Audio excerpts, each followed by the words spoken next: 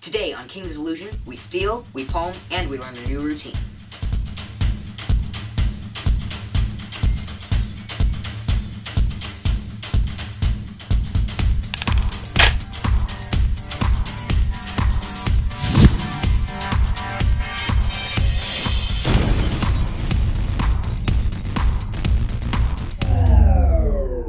What's up, my magical minions? Welcome to Kings of Illusion. Today we're going to be revisiting Sponge Balls. Now, if you didn't watch the 12 Days of Trixmas that we did on Sponge Balls, you can check that out over here. We went into some basics, some really simple basics for Sponge Balls, but today we're going to be going into a little bit more depth. We're going to talk more about steals, more about palms, and we're going to be teaching you a routine. Let's get into it. So, the first thing we're going to be covering is called a steal. It's a pretty self-explanatory name, but put simply, it's when you pretend to put something in one hand, but steal it right back and keep it in the first hand you had it in. So, something like this. Put it in the hand, steal it back, and close the hand. There are several ways of stealing. I'm going to show you my favorite way, and then a couple of different ways that are a little bit simpler or easier for beginners. First way, the technique I use the most, is, I call it, I don't call it anything. I call it the OK steal. I don't know. But you want to take the sponge ball between your thumb and your pointer finger and kind of that OK, that OK symbol, like that. So it's right there, and then place it on your palm. There are 5 steps to this. The first step is place. Second step is start closing. Third step is steal. Fourth step is close. Fifth step is finish. So, the first step, you place it on your palm with your fingers up, so that you can, because if you were to just place a sponge ball in your hand and actually put it there, your fingers would close, just like that. They'd come to your hand. But we can use that to our advantage when you're stealing. You can take that natural motion and use it to steal the sponge ball away. So, first step is place the ball on your palm. Second step is you want to start closing your hand so that it masks the steal, so you can't see the fingers take it away. Third step is to actually perform the steal and just take it away with the other 3 fingers as they come down, and then leave your thumb and pointer finger there. And then finish the close, and close your hand around your fingers, and then just pull your fingers out, but keep the sponge ball in the original hand. And fast, that looks like this.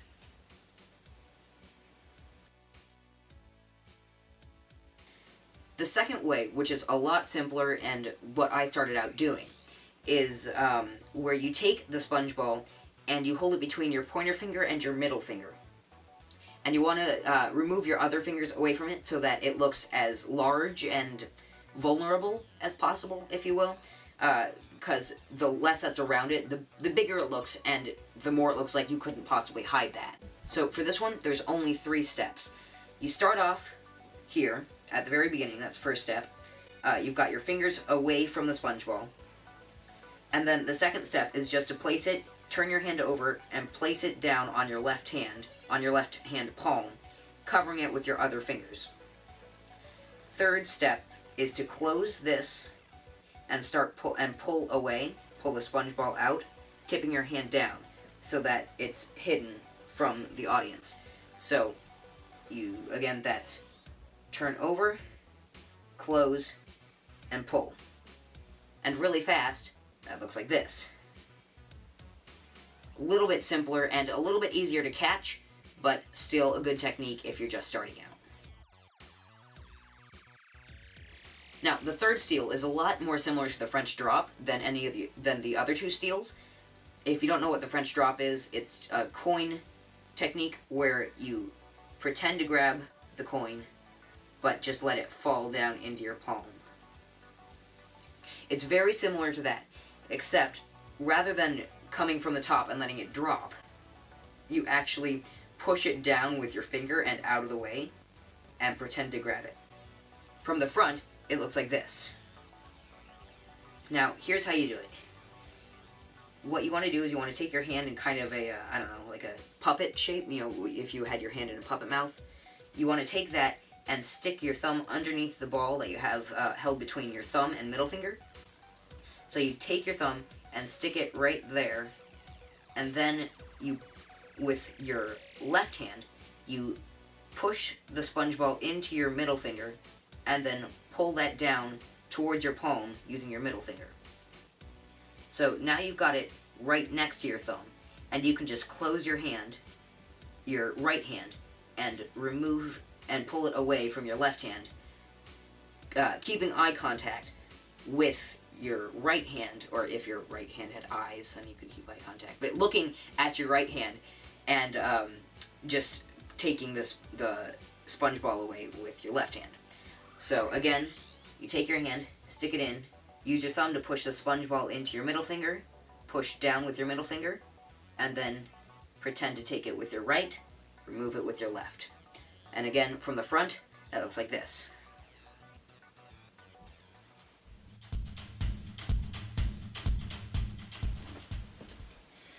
So now we're going to cover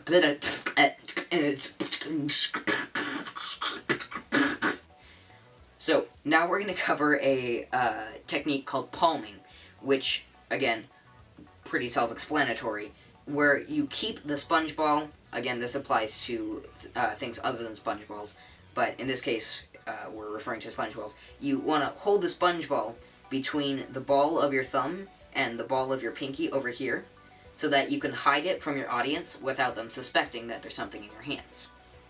And if you tip it just right, they can't see it through your fingers, which you can right now. But if you don't keep eye contact, you can, or if you don't look at the hand that you have it palmed in, it totally sells it. There are several different ways of doing this, so let's get into them. So we'll start off with my favorite, the one I use most commonly, which is the one I showed in the opener. You take the ball of your thumb right here, and you take the ball of your pinky right there, and you use those to pinch the sponge ball just enough that it stays, but not so much that it can't come out. So just make sure your hand looks natural, and you've got it. Another way of doing it is to just keep your fingers closed and kind of pinch it in between these fingers here, so it can't come out, but it can look pretty natural if you practice this enough. I don't usually do this, so it doesn't look very good when I do it, but this is another way that if you prefer doing it that way, that's perfectly acceptable. The last technique for palming is to just pinch it between two fingers, which would be usually the two middle fingers, or your middle finger and your ring finger. And you can just, with enough pressure, you can pinch it in there, keep it hidden from the audience, and they won't suspect anything. Again, I wouldn't recommend this technique, but it is another way of doing it. Now, one very important thing that you want to keep in mind during all this is to always, always, always, I can't stress this enough, always keep your eye on where the object is supposed to be. Whether it's a sponge ball, a coin, a card, anything. Keep your eye on where it's supposed to be, not where it actually is. If I were trying to take the sponge ball and make it look like I was putting it in this hand, but I kept my eye here, your eyes naturally follow where I'm looking. But if I were to take the sponge ball and steal it, but keep my eyes on this hand, it looks so much better, because the audience's eyes naturally just follow where your eyes are looking. So always keep that in mind.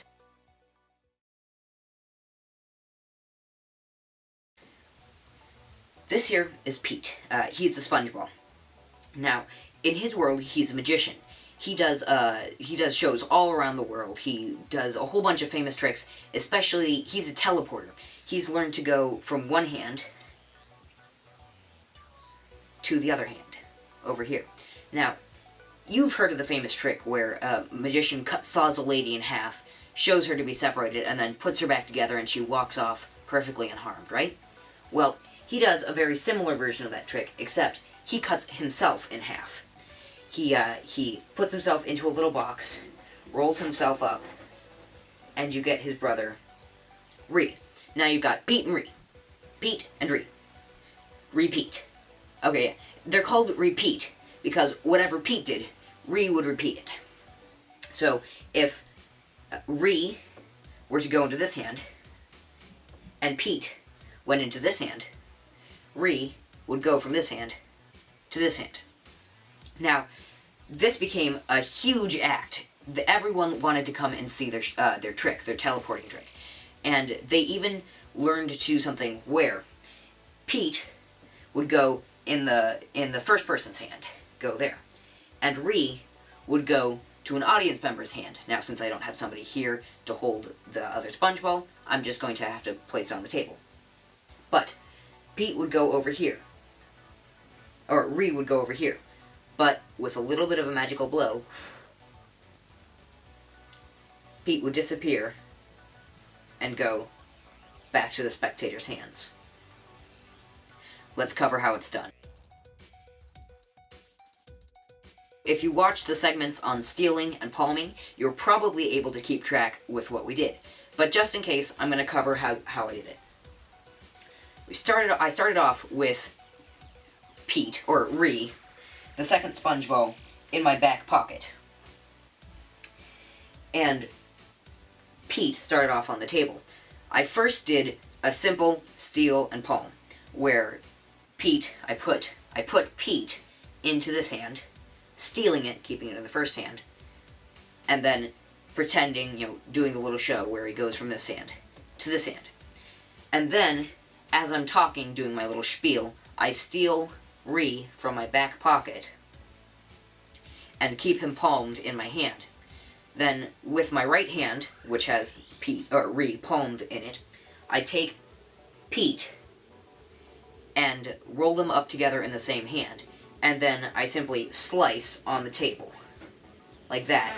And your finger naturally will find the line between the two balls, and it'll look like they have just been cut in half, separated into two balls. That's a trick called splitting the atom, but in this case, I just call it cutting a sponge ball in half. So, the next is a little bit more complicated, but still just your basic steals and palms. You show Pete, you take Ree, and you put him in your hand, again, palming him, stealing him, and keeping him palmed from the hand, in the hand. And then you take Pete and put him in the hand that has the other sponge ball palmed. This, again, continues the effect, making it look like Ree has teleported from this hand to this hand. The last one is the most complicated, well, not complicated, but the trickiest to get the knack of, especially if you're doing it for a live audience. But with practice, you can get it pretty smoothly down.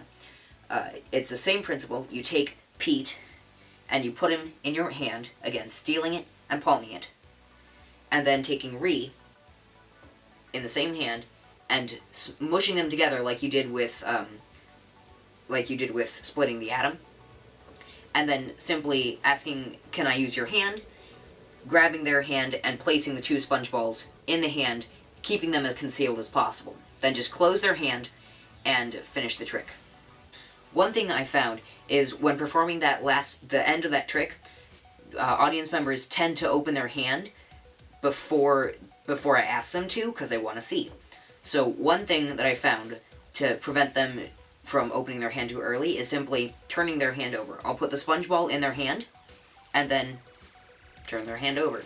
And for some reason, I don't know if there's some psychology to this, but they won't open up their hand. Maybe it's just because the sponge ball would fall out, they have to actually turn over their hand and open it. But for some reason, they won't open their hand until you say, go ahead and open up your hand. There are those few who will do it anyway, but in general, it's a lot safer than just leaving their hand face up. So, that's it for the SpongeBall tutorial. I hope you guys enjoyed it. Come back next week when Grant and Adrian fight a gigantic octopus and end up getting covered in slime. See you guys next week. By the way, that was a lie. Grant and Adrian don't actually fight an octopus.